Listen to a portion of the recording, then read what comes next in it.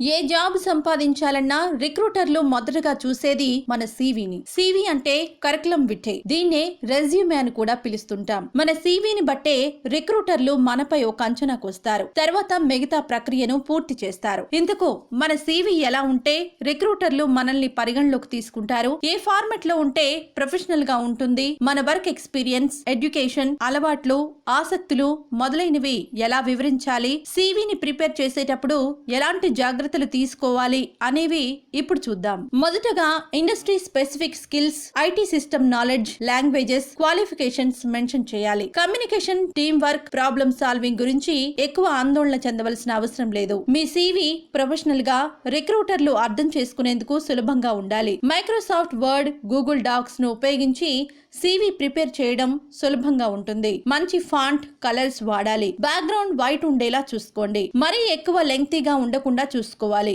బోల్డ్ headings ని వాడాలి. మీ work experience గురించి, మీ చదువు గురించి పూర్తిగా మెన్షన్ చేయాలి. మీ పేరు, కాంటాక్ట్ డీటెయిల్స్ టాప్ రైట్ లో ఉండాలి. తర్వాత ప్రొఫెషనల్ ప్రొఫైల్, మీ కోర్ స్కిల్స్ తెలియజేయాలి. మీ వర్క్ ఎక్స్పీరియన్స్ గురించి, మీ చదువు గురించి పూర్తిగా మెన్షన్ చేయాలి. తర్వాత మీ అలవాట్లను, ఆసక్తులను పేర్కొనాలి. ఒక ఉద్యోగిగా మీరు నిర్వర్తించిన బాధ్యతలను, మీరు సాధించిన విజయాలను అందులో మెన్షన్ చేయండి. మీ ప్రాజెక్టుల గురించి ఖచ్చితంగా తెలపండి. ఫ్రెషర్స్ అయితే మీ ఎడ్యుకేషనల్ కెరీర్ లో సాధించిన విజయాలను, మీరు చేసిన ప్రాజెక్టుల గురించి తెలియజేయండి. మీ అలవాట్లలో ఎట్టి పరిస్థితుల్లోనూ తినడం, టీవీ చూడడం గురించి ప్రస్తావించకండి. Blog writing, running marathons, raising money for charity లాంటివి ఉంటే తప్పకుండా ప్రస్తావించండి. ఇవి రిక్రూటర్స్ కు మీ పట్ల సానుకూల ధోరణి పెంచుతాయి. పైన జాగ్రత్తలన్నీ పాటించి రిక్రూటర్స్ ను ఆకర్షించే సీవీని ప్రిపేర్ చేసుకోండి. మంచి ఉద్యోగాలను చేజిక్కించుకోండి.